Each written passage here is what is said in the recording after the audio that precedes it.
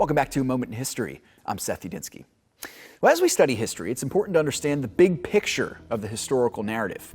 Historians, especially those like us in the West, have therefore divided history into three separate ages, using certain monumental and societal events as the dividing periods between these separate times. Now, it's well with our time as we understand history to understand these three ages. So let's do that now.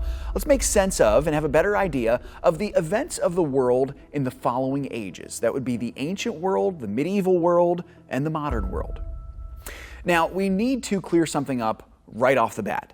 When did the world actually begin? We need to know this because phase one, the ancient world, starts here, as common sense would tell us. Now, common historical knowledge, the biblical worldview, and just plain old common sense tells us that the world began when God spoke it into existence. And I would argue that this happened very likely between the years 8000 and 4000 BC.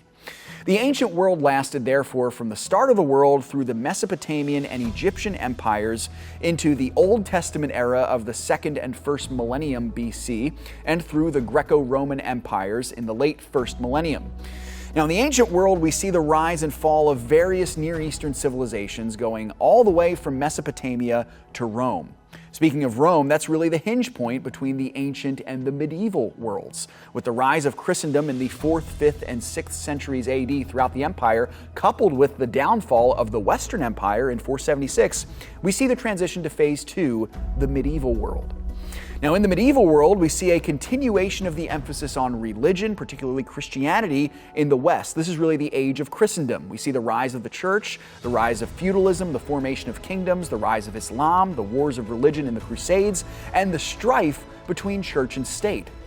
Many opinions exist in regards to the end of the Middle Ages, but I believe that it happened at the turn of the 15th century into the 16th century. And here we have two linchpin moments that took place alongside the development of global empires and nation states. First was the discovery of the New World, and second, the Protestant Reformation. And here we get into phase three, the modern world, beginning at the Renaissance. The emphasis in the ancient and medieval worlds was on religion, but the focus on the modern world was, and has still been, humanism.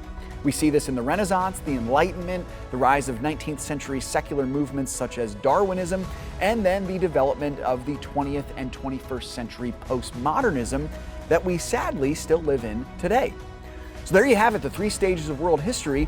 While we do not know what is coming in the future, we can take great comfort in the fact that God does. He's sovereignly orchestrating the events of history, both for His own glory and for the good of His people, and that is great news indeed. Thanks so much for joining me once again for A Moment in History.